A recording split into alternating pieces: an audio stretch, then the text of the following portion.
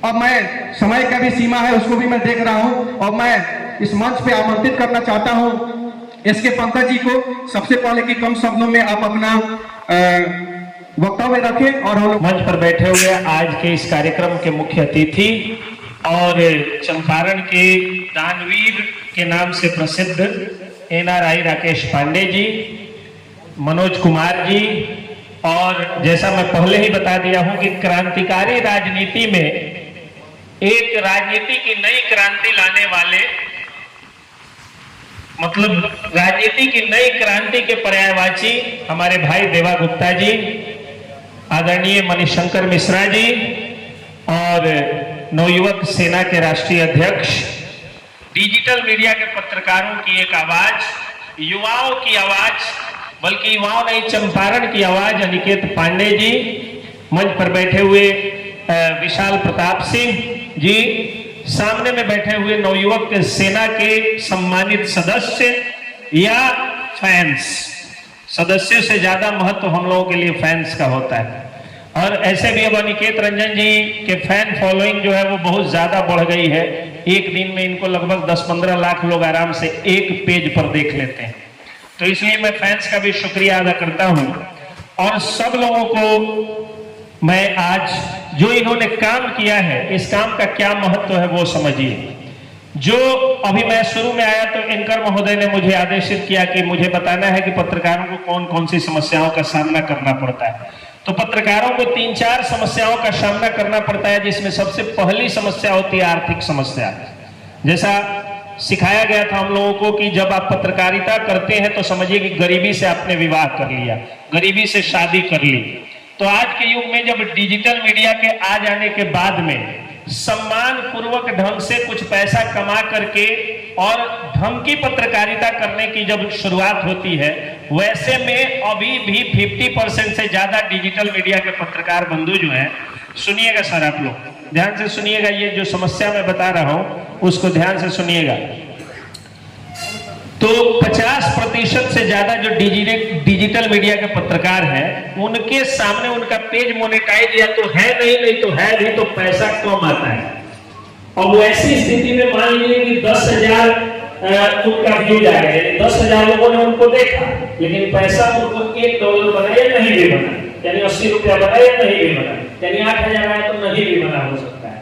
तो उन लोगों के कमाई का क्या जरिया होगा? अगर उन लोगों के भी कमाई का जरिया नहीं होगा तो वो लोग भी उन पत्रकारों की तरह ही 500 और 1000 रुपए में अपना ईमान बेचते चलेंगे, जिनके विरोध में डिजिटल क्रांति शुरू हुई और डिजिटल मीडिया इतने बड़े लेवल पे उभर करके आया कि आज सारे लोग सिर्फ डिजिटल मीडिया देख रहे हैं। अब सैटेलाइट चैनल और अखबारों को कोई पूछता भी नहीं। सच्चाई एक बड़ी सच्चाई। तो उनका फंडिंग कहां से आएगा, उनको पैसा कहां से आएगा? तो आर्थिक समस्या के निपटारे के लिए अनिकेत रंजन जी का जो ये काम है वो काफी ज्यादा जो है आप लोगों के लिए अच्छा होने वाला है। डिजिटल मीडिया के वैसे पत्रकारों को जिनको मोनेटाइजेशन के थ्रू कम पैसा आता है, मतलब कि अगर 10,000 व्यूज आता है तो हो सकता है कि 20,000 में ये विज्ञापन दे देंगे, ताकि 10,000 परिवारों में और हाथों में जो है उन लोगों का पहुंच गया। उससे क्या होगा कि विज्ञापन दाताओं की बिक्री बढ़ेगी, सेलिब्रिटी बढ़ेगी और डिजिटल मीडिया के पत्रकारों को सम्मान पूर्वक काम करने का जो है वो एक जज्बा लगेगा। तो ये बहुत बड़ा काम इन्होंने आज किया है। दूसरी समस्या आती है डिजिटल मीडिया के पत्रकारों के साथ कानूनी समस्या। पहले तो लोग पूछते थे कि आपके पास लाइसेंस नहीं है, आपके पास जो है वो सर्टिफिकेट नहीं है, आपके पास डिग्री नहीं है, आपके पास आई कार्ड नहीं है। हम लोगों ने पत्रकारिता की डिग्री भी ली, हम लोगों ने जो है वो आई कार्ड भी लिया, लेकिन वैसे पत्रकार जो नहीं ले पा रहे।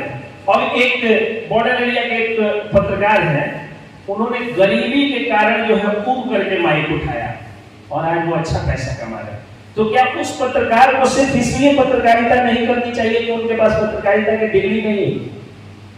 तो ऐसे में जो कानूनी समस्या आती है उसका निदान हम लोगों ने निकाला और बड़े स्तर पर हमने, अनिकेत भाई ने और बहुत सारे पत्रकारों ने, हजारों पत्रकारों ने इतना जोर से चिल्लाया कि कि पूरा बिहार जान गया कि पत्रकारिता में किसी डिग्री की जरूरत नहीं है। पत्रकारिता जो मास कॉम की डिग्री है, PG in English journalism and mass communication मैंने किया, और जानते हैं उसकी जरूरत कितनी है पत्रकारिता करने के लिए? बिल्कुल उतनी ही है जितना सांसद बनने के लिए पॉलिटिकल साइंस से बीए करने की जरूरत है। यानी कोई जरूरत नहीं है। Article 19A of the Indian Constitution gives you the power to speak very frequently and so freely as a common man has the power to speak. Am I right or wrong, sir?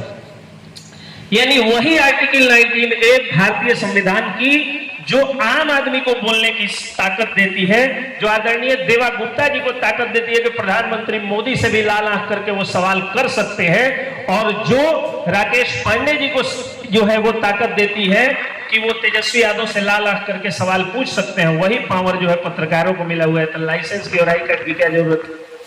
तो हम लोगों ने ये बात लोगों तक जन जन तक पहुंचा दिया, हर मोबाइल में हम लोगों ने पहुंचा दिया। कहते थे कि यूट्यूबर है, हम लोगों ने कहा कि ये डिजिटल मीडिया के पत्रकार हैं, और जो लोग यूट्यूबर कह रहे हैं वो यूट्यूब छोड़ करके दिखा दे, कोई सैटेलाइट चैनल या अखबार वाला फेसबुक यूट्यूब छोड़ करके दिखा दे, हम लोग मान जाएंगे कि ये लोग यूट्यूबर है।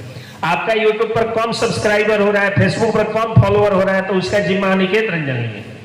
आप भी बढ़ाइए और आप भी जो है वो डिजिटल मीडिया के सम्मानित पत्रकार बन जाइए। और ये वो पत्रकार थे जो जमीन पर जाकर के सड़कों का टूटा हुआ चीज दिखाते थे, जो सेशन लेट बताते थे, जो आमतौर पर समस्या बताते थे, जो आजकल महापौर बनने के बाद ये बता रहे हैं, मतलब महापौर पति बनने के बाद ये बता रहे हैं। जिस तरह से आज इन्होंने काम मोतिहारी में शुरू कर दिया, अब कम से कम ये पता चल रहा है ना कि मोतिहारी में एक कोई युवा आया है राजनीति में क्रांति लेकर के, जो कि नालों का जाकर के अपने से खड़ा होकर के सफाई कराते। पहले ये सब चीजें नहीं दिखती थी। तो उस तरह से डिजिटल मीडिया के पत्रकार मित्रों ने ये काम करना शुरू किया। जिस तरह राकेश पांडे जी ने युवाओं के बीच में पहुंच करके लोगों को बताया कि काम कैसे होता है, यानी मैं सांसद नहीं हूं फिर भी मंदिर का जीर्णोद्धार करा सकता हूं। और लोग सवाल पूछने लगे कि मंदिर मस्जिद से क्या होता है, तो इन्होंने कहा मैं पुस्तकालय भी बनवाऊंगा जहां हजारों विद्यार्थी पढ़ेंगे और पढ़ करके शिक्षा की एक नई क्रांति आएगी। तो इस तरह के काम से लोगों ने कहा कि हाँ सर्टिफिकेट कहाँ है।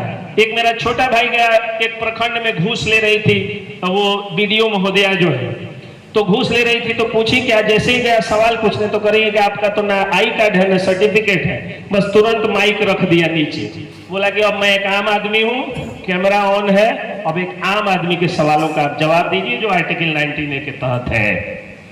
तो इस समस्या का निदान करने के लिए जरूरी था कि नहीं सानू पांडे जी की कुछ ऐड ऐसे भी आए।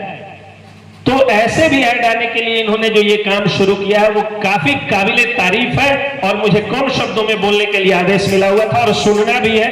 मैं बोलने से ज्यादा सुनने का भूखा हूं, खुद स्वार्थी हूं, क्योंकि हमको ऐसे व्यक्ति सुनाने वाले हैं जो ट्रिलिंगुअल नहीं बल्कि क्वाड्रिंगुअल है, मतलब 7-8 भाषाओं के जानकार हैं। एक इंटरव्यू मैंने किया इनके साथ, बहुत वायरल हुआ। मैं हिंदी में बोला, इन्होंने हिंदी में जवाब दिया, मैं इंग्लिश में बोला, इन्होंने इंग्लिश में जवाब दिया, मैं भोजपुरी में बोला, इन्होंने भोजपुरी में जवाब दिया, अब ये फ्रेंच में बोल दिए, तो मैं संस्कृत का सहारा लेकर के निकल गया, तो ये संस्कृत में भी बोल दिए। तो ऐसे लोगों को सुनने का एक स्वार्थ मेरे अंदर है, और भाई देवा गुप्ता जी को, मिश्रा जी को, और मनोज कुमार जी को, विशाल जी को और अनिकेत भाई को भी सुनना है, इसलिए माफी चाहते हुए अपने वाणी को विराम देता हूं। जय हिंद, जय बिहार, जय डिजिटल मीडिया।